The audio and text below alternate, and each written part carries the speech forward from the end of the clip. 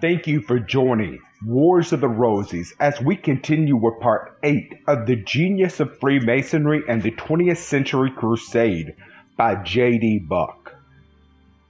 Freemasonry as a Science of Ethics. After the more general view of Masonry, we may consider some of the more specific and exact problems of human life. We shall find here, as elsewhere, the depth and sufficiency of Freemasonry as to all practical problems. By ethics is understood the basis of morals, the principles of action, the rules of conduct. We thence determine our rights, our duties, and our responsibilities, what we owe to ourselves, our fellow men, and to God.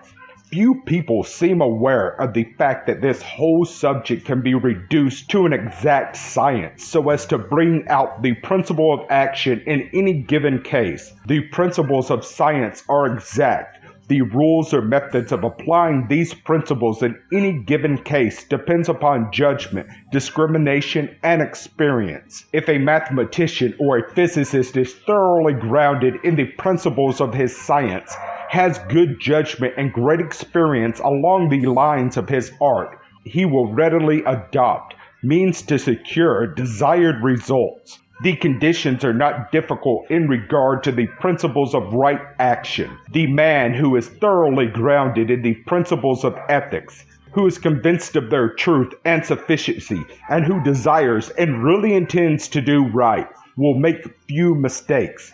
He will be guilty of no glaring injustice, and he will continually measure the application of all these principles of conduct by all his previous experience. His failures and errors in application will show what to avoid in all future action. He will learn by his mistakes, no less than by his success. All this presupposes perfect sincerity on his part and the determination to do right. Ethics deals first and foremost with individual intelligence and personal responsibility. As to individualism and collectivism, or individual conduct and socialism, there need be no confusion whatever. The basis of society is the individual. He comes first, the aggregate afterwards, in any case and under all conditions and circumstances, such as are the individuals in any aggregate or community, such as that community will be. As a rule, certain features or characteristics predominate. Each individual is himself an aggregate, a community of functions, organs, capacities, and powers, with a predominating tendency, a predilection, a bias. By association and fellowship, these are mingled and strengthened or weakened. The individual may not change his nature, but he is quite certain to change his bias. There is a constant struggle for supremacy. Men insist upon their rights and are apt to ignore their duties and responsibilities. If they do this, they find a combination against them and are soon compelled to compromise, to give something in order to get something. This principle of compromise, of mutual surrender, of recognition of the general good, is the basis of all social union. A man may assess that he will do as he pleases, regardless of the rights and the well-being of others, and if he pleases to do wrong, if his pleasure is inimical to the good of the community, he will presently find that community massed against him. If his arm is strong and his club large, he may for a time subjugate the community by fear. If he does this, then, eventually, by secrecy and cunning, they will overthrow him.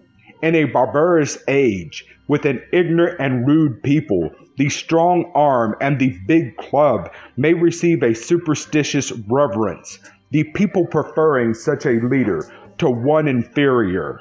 Now, every principle here defined applies in the highest organized society, in the most civilized society today. The ambitious, the unscrupulous, and the unjust exploit the people by superior skills, by secrecy and cunning, while the criminal law and the civic code are supposed to protect the people. Here again, the greed and cunning of the man who seeks wealth and power at any cost to the community, sophisticates justice, suborns witnesses, tampers with city borders, bribes legislators, and escapes punishment. Not a new principle is here seen from those found in barbarianism. Only the method of using and supplying them differs. The club is usually in the hand of the politician and supposed to be in the service of the people.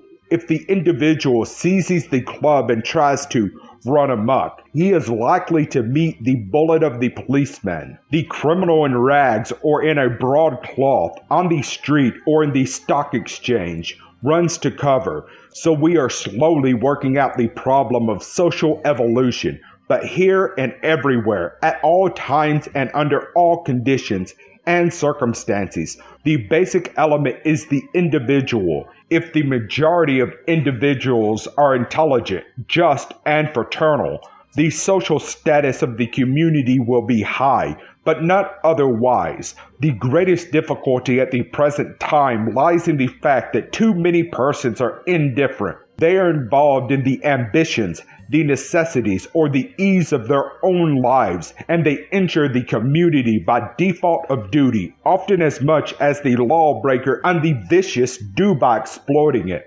Now, civic duty lies at the basis of all morals and of all individual ethics. Hence, we bring back to the point of departure the principles that underline and govern the conduct of the individual, the science of ethics, given individuals imbued with right knowledge, determined on right action, and we shall have the ideal state.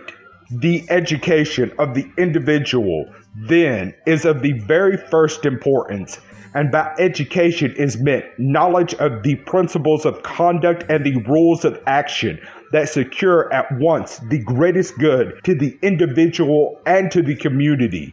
In the first place, we must get rid of the fallacy that any real or lasting good can be secured by or to the individual that is injurious to his fellow men. No resources of life are in their essential nature injurious nor to be despised. All depends upon use. Morals or ethics determine how they may be acquired and how they ought to be used. And in the acquirement and use of these resources, we come to the principles that underlie and determine the character of the individual.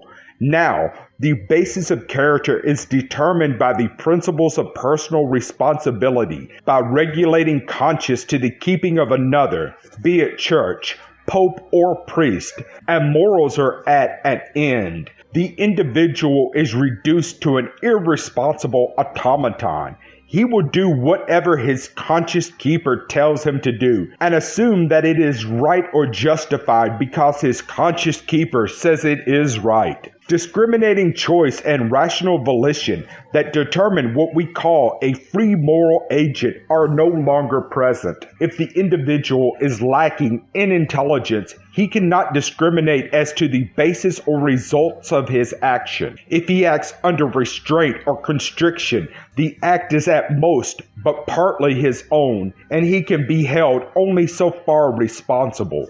We may thus see that intelligence, volition, and freedom determine moral responsibility. Next come the standards of justice, equity, and right. These determine our relation to others. The one word fraternity, or the principle exposed in the Golden Rule, defines our highest and best relation to others. The real good of one is the good of all, and reciprocity measures and determines justice.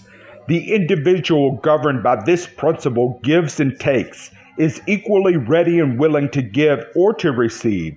This is fraternity in its deepest, broadest, and truest sense, founded upon exact justice. The flower of this tree for the healing of the nations is love, and its ripened fruit is brotherhood. Science deals with facts derived from experiment, observation, and experience. The foregoing deduction of principles agrees with all the facts, and the results in every case known to man of these principles clearly conceived, intellectually applied, and constantly and persistently carried out has been the mutual happiness and well-being of all concerned.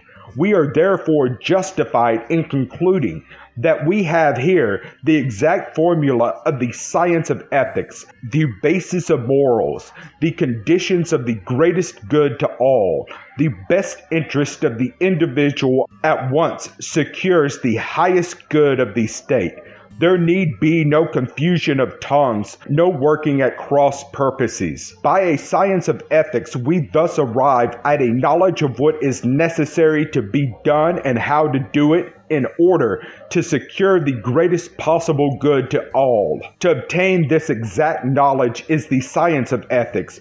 To utilize it constitutes morals, while conscience is the motive power that impels the will to practice what it knows to be right and just. Conscience is the soul's intuitive recognition of personal responsibility. Now, if every individual realized his personal responsibility, that is, listened to the voice of conscience and acted up to his knowledge of right and wrong, the social conditions would be everywhere changed immeasurably. If right knowledge determined right action, that is, at once secured it, our social conditions would show great improvement. The science of ethics, as taught in Freemasonry, undertakes to secure to each individual right knowledge and at the same time inspire him with an unalterable pursuit to use every inducement to secure right action. It impels each individual to make a personal application of the lessons taught. This is done through the medium of a practical experience. After this personal experience, the meaning of the lessons and their application to and practice by the candidate are fully explained. Precept and example are thus united. This education of the candidate occurs through appeal to his reason, his understanding, and his conscience. He is not indoctrinated. There is no dogmatizing. He is urged to use all of his faculties, capacities, and powers, and to test all that he sees and hears by his own judgment and in the light of his own conscience. When it is once realized that in Freemasonry is found the most concise formula of the essentials of a science of ethics known to man, and that it is made the business of the ritual and work of the lodge to teach, illustrate, and utilize this knowledge in every possible way, no one need be any doubt or uncertainty as to the influence of Masonry on the individual and upon society at large. It is apparent that for such instruction to be bestowed and utilized, the candidate must be qualified, prepared, and ready to receive it. This preparation and qualification the candidate must himself evince and demonstrate. This is not only required, but illustrated at every step. Nothing that he does or that is done in his presence is meaningless, nor is he left in any doubt or uncertainty, obscurity or confusion. Thus, the great school of Masonry is based on the science of ethics. The Catholic Church is the sole living and unenduring Christian authority. She has the power to speak. She has an organization by which her laws may be enforced. Our work is to make America Catholic. Our cry shall be, God wills it, and our hearts shall leap with crusader enthusiasm. Archbishop, Ireland, 1889. Thank you for watching, and please don't forget to share, like, subscribe, and comment. And if you can, please consider donating to Wars of the Rosies. Links to PayPal and Patreon are in the description. Thank you so very much.